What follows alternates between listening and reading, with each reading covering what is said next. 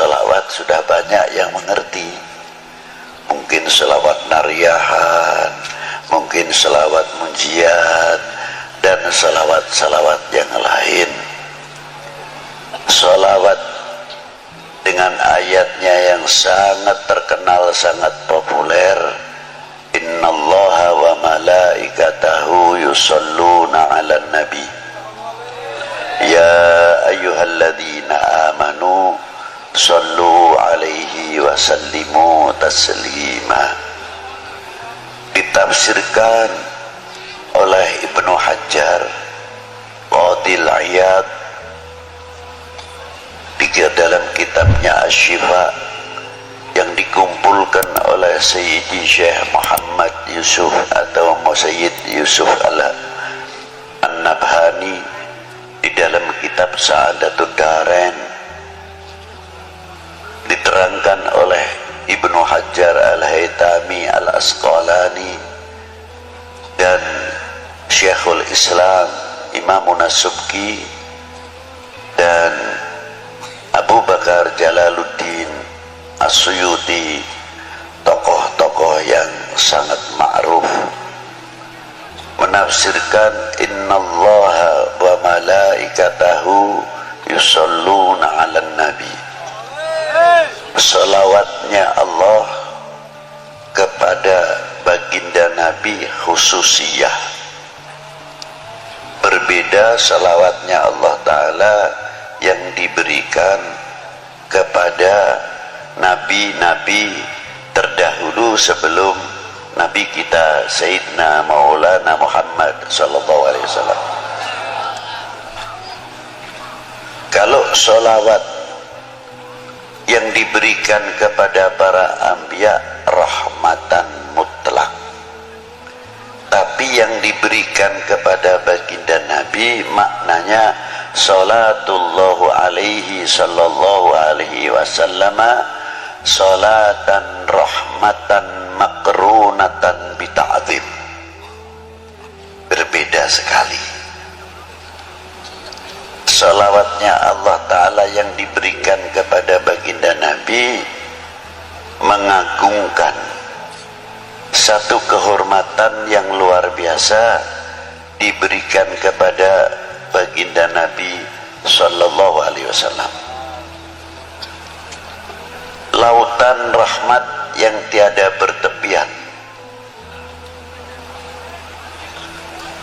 rahmat yang sangat luar biasa, tapi tidak mungkin orang itu akan menggapai rahmat Allah Ta'ala yang diberikan kepada baginda Nabi tanpa ada pancingnya, syaratnya.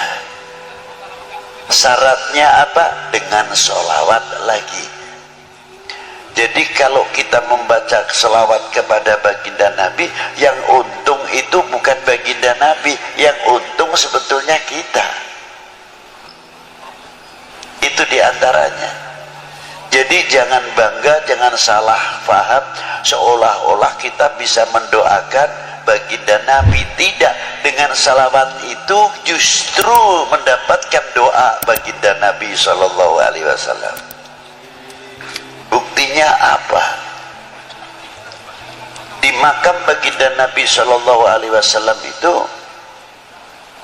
ada satu malaikat ila yaumil qiyamah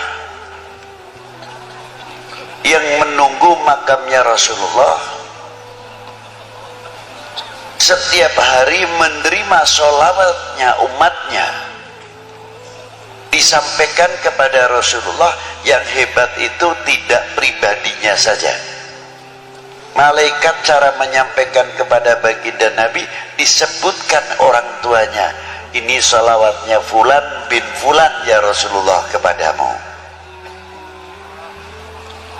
Jadi kalau kita ini mengangkat sholawat, walaupun yang bersalawat itu anak sendirian atau orang tua,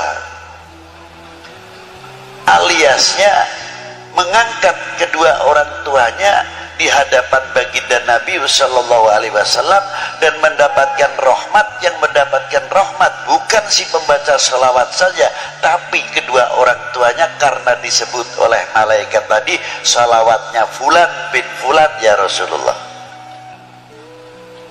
Kelihatannya sepele. Ma'asyiral muslimin rahimakumullah, takdimnya Allah subhanahu wa ta'ala makrunatan bita'dim, ada satu kandungan nilai-nilai akhlak yang luar biasa. Di antaranya apa? Allah ta'ala memberikan satu contoh nilai akhlak, nilai adab. Karena tadi makrunatan bita'dim, apa di antaranya? La taj'al du'a ar-rasul bainakum kadu'a ba'dukum ba'da.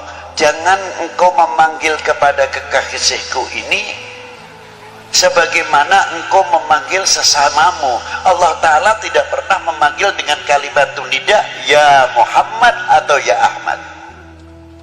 Tidak ada itu. Coba dari mulai Bismillahirrahmanirrahim, Alif Lam Mim sampai kepada Qul a'udzu birabbin nas, tidak ada kalimatun nida ya Muhammad atau ya Ahmad. Ada khobar wa ma Muhammadun illa rasul, begitupun pangkatnya Rasulullah di bawah illa rasul.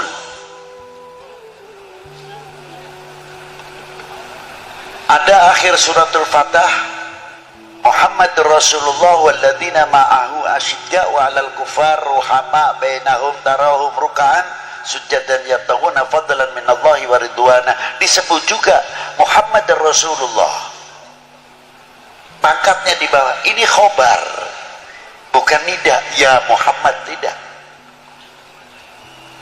Tapi panggilan Allah Ta'ala yang langsung kepada baginda Nabi Shallallahu Alaihi Wasallam yang dipanggil apa?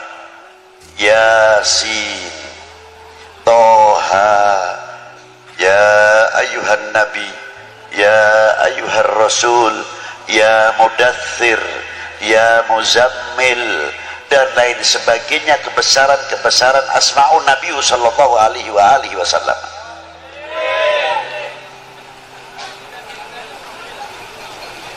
Itu diantaranya.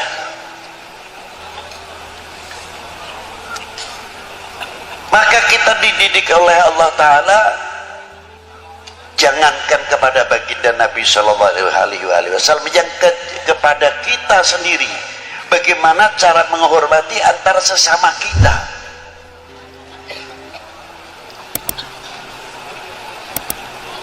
Ada bapak kepala desa, kita tahu namanya si A, umurnya jauh lebih tua saya, tapi beliau sudah mendapatkan kepercayaan oleh orang sedesa menjadi bapak kepala desa. Kalau saya tidak memberikan contoh yang baik, walaupun beliau lebih muda, umpamanya namanya si Fulan, kita harus menyebut Bapak Fulan mau kemana, Bapak Fulan dari mana. Inilah nilai-nilai akhlak. Kalau sudah kita saling menghormati, orang awam akan bertanya, akan berbicara, tuh ajengan yang begitu sepuh saja, tuh Habib yang begitu sepuh saja menghormati kepada kepala desanya, padahal kepala desanya pantasnya anaknya, tapi begitu hormatnya. Inilah meningkatkan kewibawaan daripada nama desa itu sendiri. Tapi kalau kita sudah memanggilnya, Fulan mau ke mana, Fulan badai ke mana, atau badai tindak pundi, apa ngendi, dan sebagainya, secara tidak langsung menjatuhkan kewibawaan pimpinan-pimpinan yang ada di dalam desa itu, walaupun dalam skup yang kecil. Itu hebatnya. Maka Allah Ta'ala selalu memberikan